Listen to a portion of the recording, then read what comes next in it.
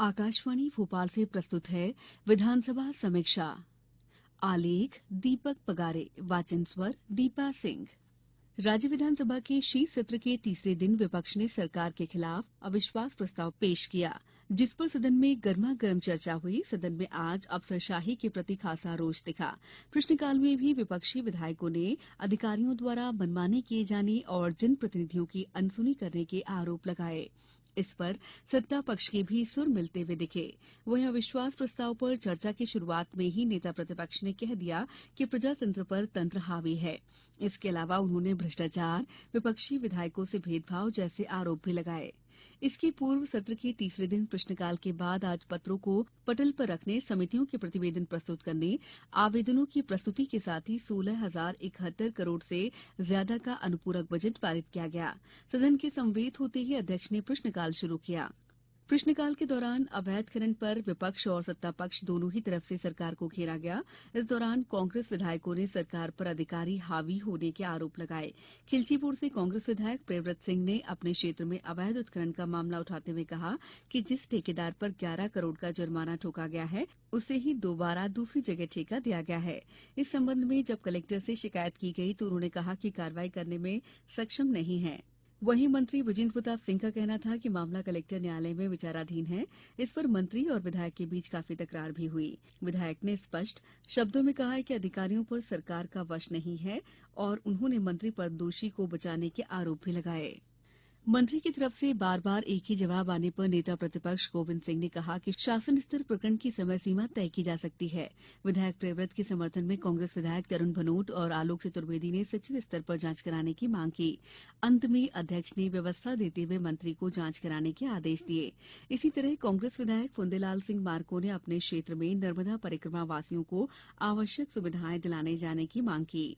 उनका कहना था कि मुख्यमंत्री जी नर्मदा की बातें तो करते हैं, लेकिन नर्मदा की परिक्रमा करने आने वाले लोगों की सुविधा का ध्यान किसी को नहीं है।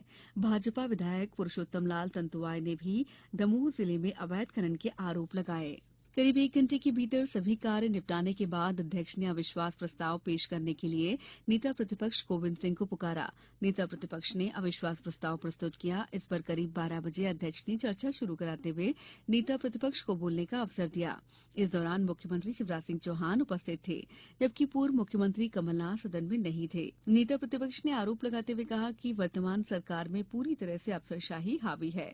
सरकार द्वारा बार बार अधिकारियों को ऐसे पत्र जारी किए जाते हैं कि विधायक सांसदों को सरकारी अधिकारी सम्मान देंगे, उनके पत्रों का उत्तर देंगे, मिलने जाने पर कलेक्टर, एसपी भी सम्मान में स्थान से खड़े होंगे, लेकिन इसका कोई असर नहीं है। उन्होंने रतलाम कलेक्टर द्वारा 8 विधायकों को 1.25 घंटे तक इंतजार कराने की घटना का जिक्र किया। उन्होंने आरोप लगाया कि सरकार कर्ज के बोझ से दबी हुई है, लेकिन फिर भी अपव्यय कर रही है। अपने नेता को प्रसन्न करने महाकाल कॉरिडोर के लोकार्पण में अरबों रुपए बर्बाद किए। श्योपुर के चीते छोड़े जाने को इवेंट बनाकर फालतू पैसा बहाया गया। नेता प्रतिपक्ष का आरोप था कि मुख्यमंत्री ने कांग्रेस सरकार के राज्य में शुरू हुई पंचायती राज की धज्जियां उड़ा दी। जो अधिकार पंचायती राज में सरपंचों को दिए थे, वो छीनकर अधिकारियों को दे दिए हैं। जनपद पंचायत, जिला पंचायत अधिकार विहीन हो गई है। उन्होंने विधानसभा की अवधि कम होने और गरिमा गिरने के आरोप भी लगाए। नेता प्रतिपक्ष ने विपक्ष के साथ सौतेला बर्ताव किए जाने के आरोप लगाते हुए कहा कि सरकार ने अपने विधायकों को 15-15 करोड़ के प्रोजेक्ट तैयार करने को कहा, विपक्षी विधायकों को क्यों नहीं कहा। कोरोना काल में पोषणाहार में गड़बड़ी और आसानी के निजी अस्पताल को लाभ पहुंचाने का आरोप लगाया। नेता प्रतिपक्ष ने कहा कि मुख्यमंत्री शिवराज सिंह चौहान और मैं स्वयं वर्ष 1990 में साथी में विधायक चुनकर आए थे। तब उनके भाषणों में तेज के साथ मर्यादा होती थी, लेकिन आज वे अहंकार में डूबे हुए हैं। अब उनकी भाषा में उग्र शब्द आ गए हैं। इन शब्दों से अहंकार झलकता है। उन्होंने कहा कि जिनके लिए मुख्यमंत्री ऐसे शब्द कहते हैं, वे कहीं भी गड़े हुए नहीं मिले हैं, सिर्फ भाषण भर ही हैं। अविश्वास प्रस्ताव पर सत्ता पक्ष की ओर से गृह मंत्री डॉक्टर नरोत्तम मिश्रा ने कमलनाथ की 19 महीनों की सरकार को केंद्र में रखकर जवाब दिए। उन्होंने कहा कि उस दौरान मंत्रालय दलाली का अड्डा बन गया था, धड़ाधड़ अफसरों के ट्रांसफर किए गए थे। कांग्रेस सरकार संवेदनहीन थी। भोपाल में जब बच्चे बड़े तालाब में डूब गए थे तब तत्कालीन मुख्यमंत्री सहित एक भी व्यक्ति दुखी परिवारों तक नहीं पहुंचा। किसान कर्ज माफी पर गृह मंत्री का कहना था कि 2 लाख रुपए का कर्ज माफ नहीं हुआ। यदि एक भी किसान बता दे तो मैं इस्तीफा दे दूंगा।